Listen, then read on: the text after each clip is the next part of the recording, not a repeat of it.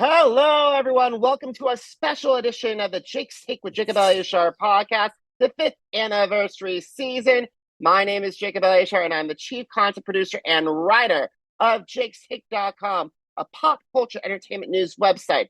If you're listening to this on our audio, please download this episode and give our podcast a 5-star rating. I really appreciate it. I am so honored to welcome this international recording artist to the podcast. As of this recording, he has sold over 5.2 million albums and EPs worldwide. His music has been streamed 10 billion times. 10 billion streams. That's amazing. And he is a member of the Spotify Billions Club.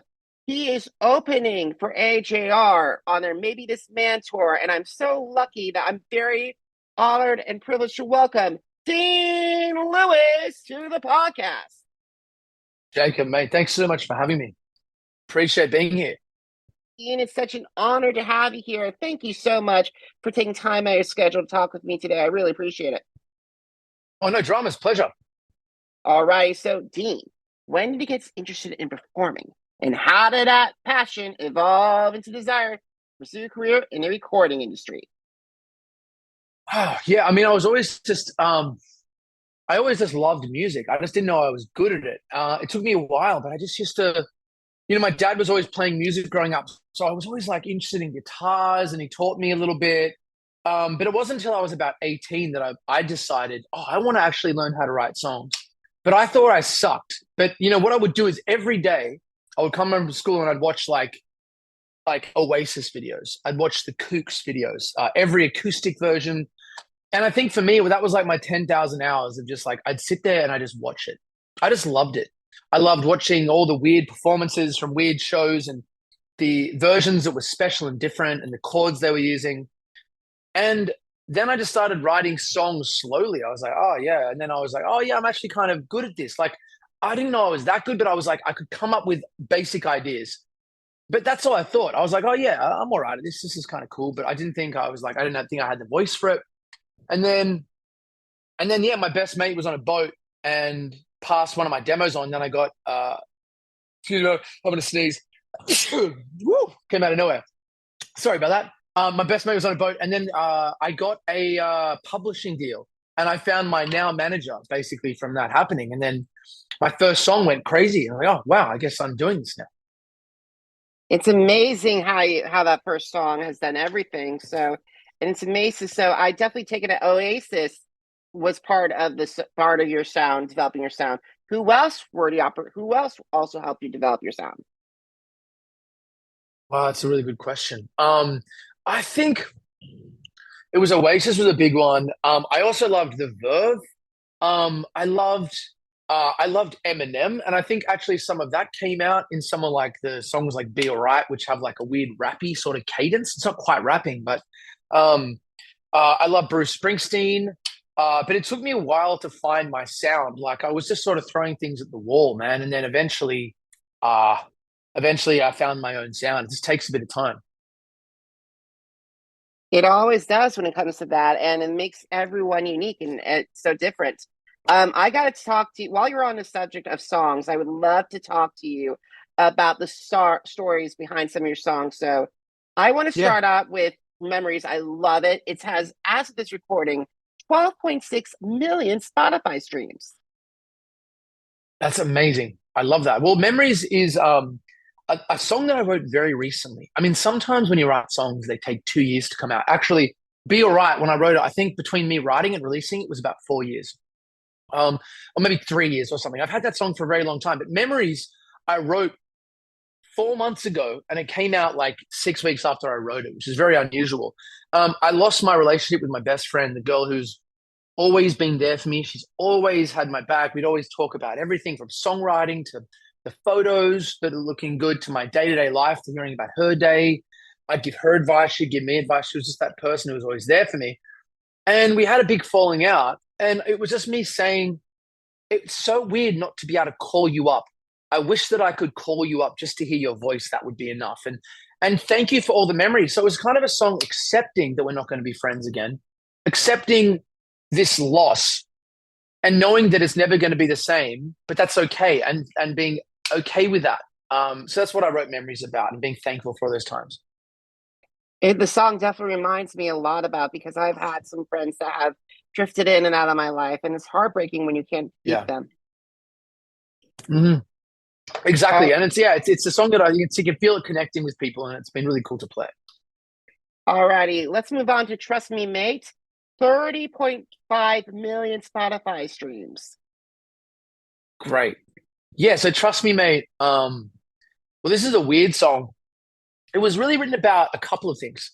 It was really about me helping, I don't really know what to say who, but someone who's very close to me through a really difficult time. And also a little bit about myself going through difficult times. I kind of combined the stories like I did with my song Be Alright, all kind of into this one story. I kind of amalgamated all these things. But it's really about not giving up and being there for your friends. And weirdly, it has a lot of hope in it. I know it sounds really depressing, but there's a lot of hope in that song. And it's about really supporting your friends and family. And this song was very difficult. It was one of the hardest ones to write because not even the subject matter, it just took me a very long time to finish it. But it's a song that I'm really proud of, and strangely is like a hit in the Netherlands, but nowhere else in the world. But weirdly, they love it in the Netherlands. It's amazing how where your music can actually hit. It's like so amazing. Like 1 minute it can hit US, next minute it can hit the Netherlands. Exactly. It's really interesting how that all happens. But yeah, I'm really proud of that song.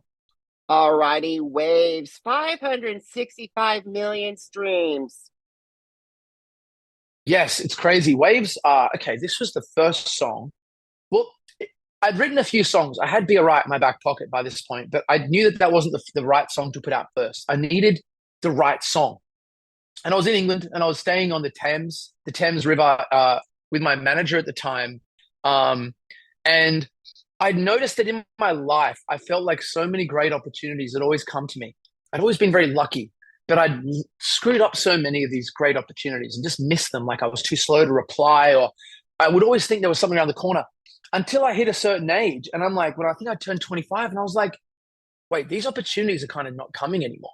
I feel like I'd wasted my life, and I'd watched that wild youth disappear, all the hope, the excitement of a better day coming. I felt like every year was becoming more like I have a job I don't like, and I know what's going to happen. And I'm losing that excited feeling I had when I woke up every day, and I was like, oh, I'm going to attack life today. And what am I going to do? I'm going to make a business. I'm going to create art. And I felt that slipping. And so I wrote this song. And when I finished it, I remember I was on the train home.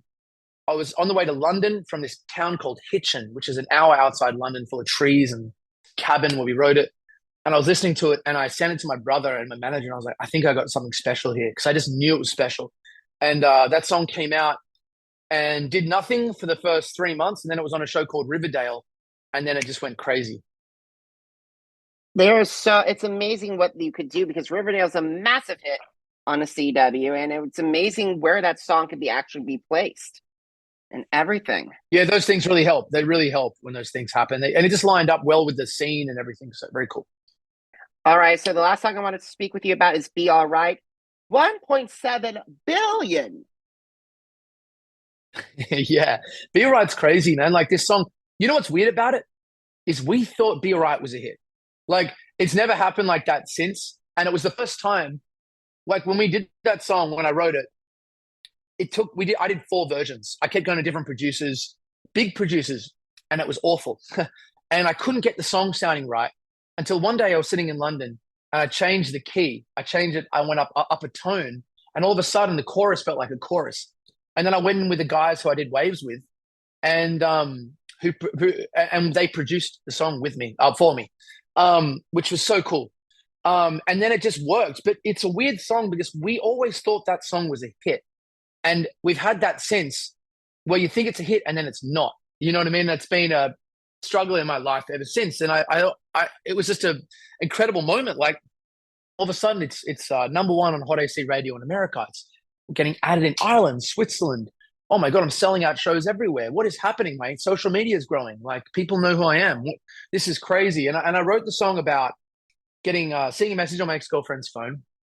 And then I went to my brother's house and I say, and my friend said, was actually my older brother Reese, and my older brother Reese said, "Put your phone away." We had a drink, and he's like, "You won't even care in a few months, so let it go." And yeah, I'm very thankful. It's a very unique, weird song, the structure of it as well, and I'm glad it became a hit and changed my life completely. Absolutely, because one song could transform everything. We've seen it done so many times Yeah. throughout the industry, from Teardrops on the Guitar for Taylor Swift to Old Town Road for Lil Nas X to Poker Face for Gaga. There's so many. This one song could change everything. Yeah, and you think all songs are created equal at the start, and they're not. Like some songs are, they become something else. And I didn't realize how lucky I was when I had that song. It was a life-changing moment. Alrighty, currently you are on tour with AJR. So what are you enjoying the most about touring across the United States? Well, this is the first, like, I mean, I did an opening tour when I first started, like 7 years ago. And I've never opened since. And this has been so unique, especially in America, because I'm not nearly as well known here as we are in Europe and Australia and in the UK. Um, so it feels like every night we, by the way, we're loving it. But every night we've had to change our mentality because we just finished opening for James Arthur in the UK. And every night, everyone's singing every song. And we came over here, and the first night, we're like, cool, let's do the same set. And it was really quiet. And so we had to kind of go, okay, they don't know any of my music. Oh, a very small percentage of people know my songs. And it's a brand new audience. And I was like, okay, I've had to learn, okay, you can't rely on the songs. You've got to become better. And we've tried to change the set, and it's been a different mindset of having to, we can't rely on a crazy reaction. We have to bring the reaction. We have to bring the energy. But we've actually learned a lot, and the shows have all been incredible. Like, they've been really amazing, and it's pushed us to, I think, become a bit of a better band, which has been really cool, and I've had to learn a lot. But the tour's been amazing. AJR are the nicest guys I think I've ever met in my life. They take such good care of us, and they always want to play ping pong, and they want to, like, they're just the nicest guys in the world. And the crowds have been absolutely amazing, especially considering they don't know as many of our songs as they do overseas. But we've loved it. It's been absolutely amazing. That's amazing to hear. I'm so glad to hear it. So right now we're talking. You're in my hometown of Kansas City. Go Chiefs for tonight, and we have future stops in Oklahoma City, Boise, San Francisco, and Portland. So what can fans expect from this show? Well, I mean, it's me telling my stories about what happened. We bring a lot of energy. We think it's a little bit more rocky on live than the actual songs are. If you listen to them on Spotify, we try to bring a bit more like live energy, and a lot of smiling and hand hearts. And yeah, it's just a nice warm hug of a show. Wonderful, wonderful. So Dean, I got one final question to ask you. Are you ready? Yeah, go ahead.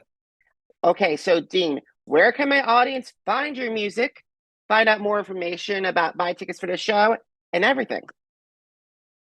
Yeah, so my Instagram, Dean Lewis, TikTok, Dean Lewis, my website, deanlewismusic.com. All the information's there if you want to come. I'm always on my Discord every day, pretty much talking to all my fans, every day or every second day. So my Discord is at Dean Lewis.